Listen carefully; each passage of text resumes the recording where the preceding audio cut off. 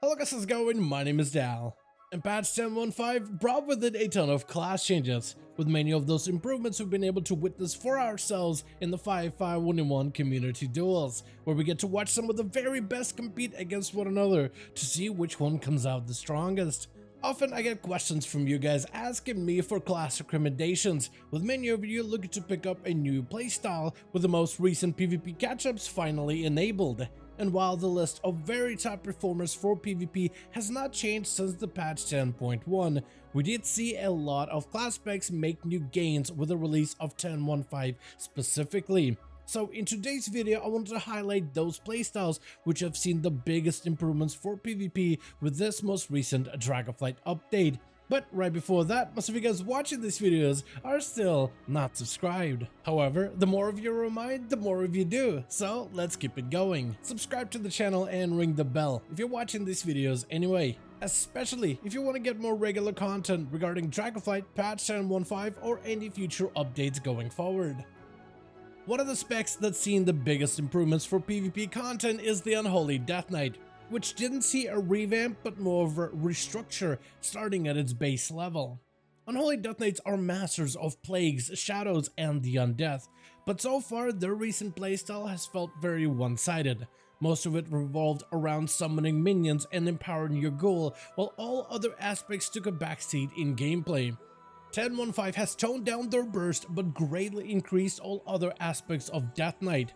Summoning armies in combat is no longer restricted, though you are limited on how many strong allies you may call forth at once. Virulent Plague, Clawing Shadows, and Death Coils all contribute far more damage than ever before. And your Festering Wounds are a lot more rewarding, and can be used to either deal sustained damage or create big windows of burst opportunities. And overall, these updates have left Unholy Death Knights feeling a lot stronger than before, and allows them to invest into a variety of different gameplay choices within the PvP talents. The class of Mage has been massively transformed for the patch 10.15, which has allowed the entire class a chance to shine brighter when it comes to the PvP environments. The class talent tree, along with its 3 spec playstyles, saw significant improvements. As with the class tree adjustments, shifting power has become a freebie pickup option. The bottom right capstones also support more group utility bonuses such as a group-wide shield or even a group-wide invisibility. And all 3 specs have gained access to mass invis in the PvP talent section, allowing every mage to spec into party-wide utility. Frost mages have seen a revamp to their mastery, which helps foster some of the more unique talented choices, specifically abilities such as Ice Ray or Glacial Spike, making them a lot more competitive. Activating Icy Veins comes with additional benefits, as Icy Veins now calls forth a water elemental, which can assist you in controlling the battlefield with slows and freezes. The elemental also helps increase your frost damage by up to 15%, making the cooldown feel a lot more bursty. And the shortened 2 minutes downtime of Icy Veins gives it that much needed frequency to be a powerful choice for PvP. Fire mages have gained even more firepower that's heavily structured around their combustion windows, which can greatly increase their burst capabilities. And while the spec of Arcane still remains mostly the same, they did gain greater use of barrage uptime, with many mages finding themselves favored to the Orb Barrage build, which increases mobility as well as adds even more reactive gameplay within PvP.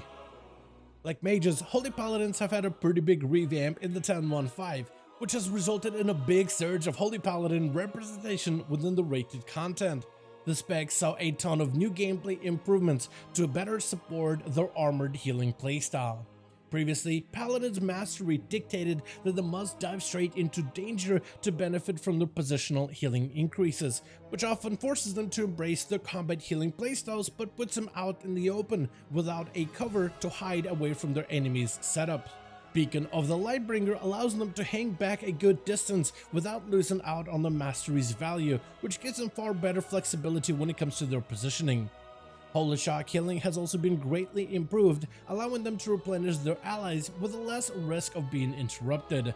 Holy Paladins also offer a bit of offensive power with a partial return of the Shockedin playstyle. Instead of healing allies, you can denounce your foes from range, pacifying them a bit and singeing them with Holy Light from a distance, which offers even more group support capabilities.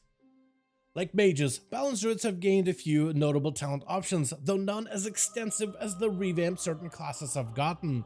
Their 10.15 updates mostly focus on expanding the arsenal of viable talented options, which has helped broaden the gameplay aspects of balanced druid significantly. Talents like Waning Twilight become more powerful, encouraging a damage over time playstyle while helping fuel their incarnation focused builds. Talents like Lunar Shrapnel and Umbral Intensity have been simplified to empower their single target or AoE output, and Rising Light, Falling Night simply increases their effectiveness, though the biggest change comes in the talent of New Moon, as every phase of that lunar cycle, the New Moon, Half Moon, and the explosive Full Moon, all have been greatly bolstered. With the talent of Radiant Moonlight, balanced druids have become insanely deadly if they ever get the distance and the freedom to cast off their spells uninterrupted, allowing them to decimate their targets within seconds with an orbital strike of galactic proportions. The Brewmaster tank spec of Monk has received a variety of PvE-specific changes with the launch of patch 10.15, which may have accidentally made him unexpectedly a bit more powerful when it comes to content like PvP. The spec has gained a new talent option where Tiger Palm can be replaced with Press the Advantage, which provides you with the passive bonuses which help fortify your defense and offense. Though to make that choice more competitive, the original Tiger Palm's damage has been greatly increased to make it worth using as a base combat ability. Tiger Palm can then be further improved with Counter Strike, which further improves the ability every time the monk dodges an attack. Face Palm gives Tiger Palm a bit of an RNG factor, but Lucky Strikes become 200% more powerful. And Blackout Combo causes your next Tiger Palm to be more effective when it follows a Blackout Kick. Together with talents like Weapons of Order, which cause Brewmasters to gain an advantage over their target every time they smash and Rising Sun kick.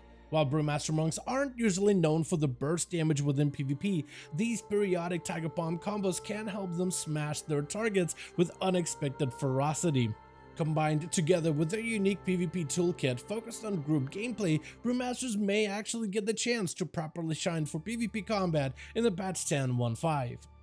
And finally, we have our newest addition for the patch 10.15, the Augmentation Evoker, which threads a fine line between a healer and a DPS carefully, mixing the two in a fully functional support-focused playstyle, which functions incredibly well within the context of PvP. Offensively, the spec is disruptive, as it shatters the very earth below their enemies' feet, and it has the same cinch of firepower as its Devastation counterpart, while mostly focused on buffing the output of their allies, making the strong even stronger. Defensively, it offers a lot of survivability with its regular array of evoker preservation tools as well as a cheat death mechanic, making it difficult to easily get rid of them. When it comes to group-wide benefits, they offer a ton of utility, from protective shielding, momentary group healing, and massive group-wide cleanses. Augmentation can even rally their allies, increasing their overall health, and could even teleport their allies to a safe location if ever necessary. Overall, Augmentation brings a lot of what is desired into the PvP environment and can take on multiple roles freely at any moment, which gives them much needed flexibility. I want to thank all of you so much for watching this video and hope you guys enjoyed. Let me know your thoughts in the comments below. As per usual, if you guys enjoyed this video or found it informative, go ahead and give it a thumbs up. I would very much appreciate it. And as always, in the description of every single video and live stream, we have a link to our Discord community channel. Probably the best place to reach out to me directly in case you want to let me know what you thought about this video or hang out with the rest of the community to discuss some of the upcoming changes. Join our Discord to become part of the community. But otherwise, thank you all so much for watching this video. I do hope you guys enjoyed. Let me know all of your thoughts down below. And as always, I'll see all of you guys in another video.